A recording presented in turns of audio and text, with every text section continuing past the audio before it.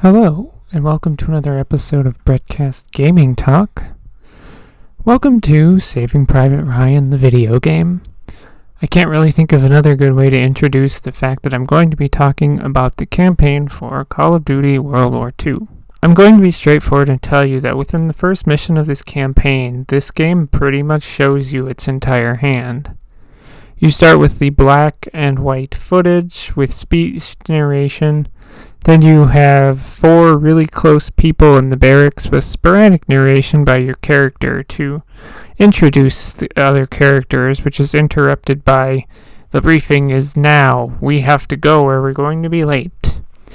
Then you know it's a World War II game, and you know that because it wouldn't be without the first part of the campaign having you storm the beaches of Normandy on D-Day. Yes, this opening really feels like it's right out of Saving Private Ryan because, the gate on the boat drops, you're pounded by German machine gun fires, most of the guys around you get shredded, there's blood and body parts flying everywhere, etc. Basically how it's shown in Saving Private Ryan. You break through the seawall, you storm 5 German machine gun nests, etc., but then there's a moment on the 5th and final machine gun nest where you enter it and you enter a QTE. You're mashing the F button on the keyboard and mouse to prevent one of your allies, or to prevent a German from smashing their rifle into you. You do that, and then one of your allies jumps in and tries to stab the guy but gets killed or injured. So the German has the knife, and now you're mashing F to not get stabbed, and you shove off the German and see a helmet. This is where the QTE got really fucking stupid on me because I missed the timing on grabbing the helmet quite a few times, but it's not the fact that I died that pissed me off, but rather that with the QTE it changed buttons every single time I would have to redo it. The first time it said to press F to grab the helmet, then it said to press 1 or scroll down the mouse wheel to grab the helmet, and then finally it says to press C, or then it says to press C to grab the helmet, and finally it says press space to grab the helmet. It just really pissed me off, because every single time I'd be ready with the previous button, and then to change it with the grabbing the helmet to finish off the German soldier. So then you have to drag your dying ally to a medical tent while stopping along the way to fend off 2 to 3 Germans at a time with your M1911 handgun that, magically has infinite ammo and never has to be reloaded. You get your ally there and shout several times that you need a medic. After that, you go and blow up a German anti-aircraft gun and return to see your ally getting loaded onto a medical helicopter. That's just the first part of the campaign, and it really shows what you're going to be in for throughout the rest of the campaign. To be frank, and without spoiling the rest of the missions, all of them have a big set piece with QTE kind of moments.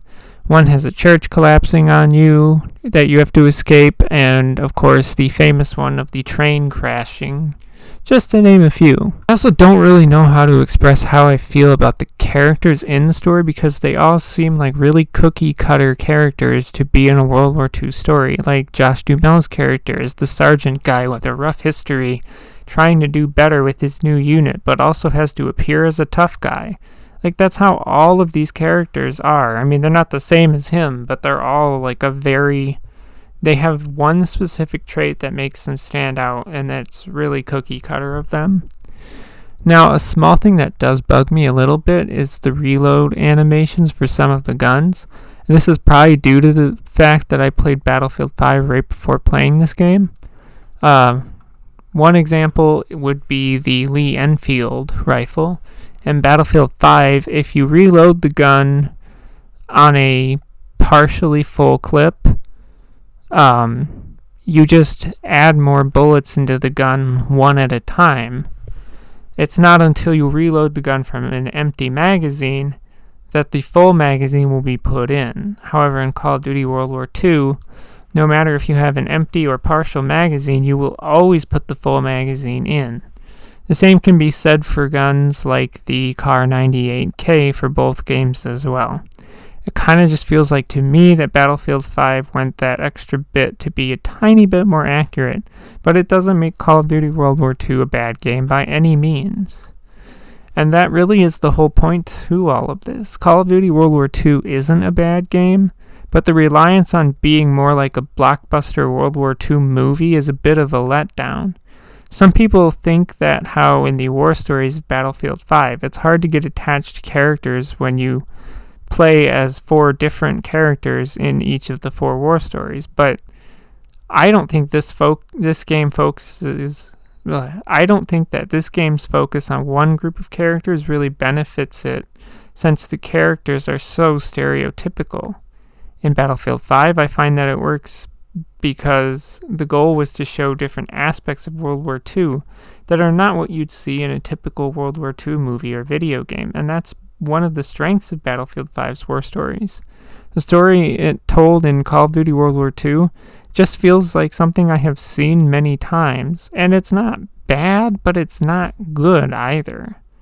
Call of Duty World War II really does just have an average campaign, and that's all I can say about it, but I still enjoyed playing it just as much as I did playing Battlefield 5's war stories. That's all I have to say, so if you want to add to the conversation, leave a comment below. As always, thanks for listening, and goodbye.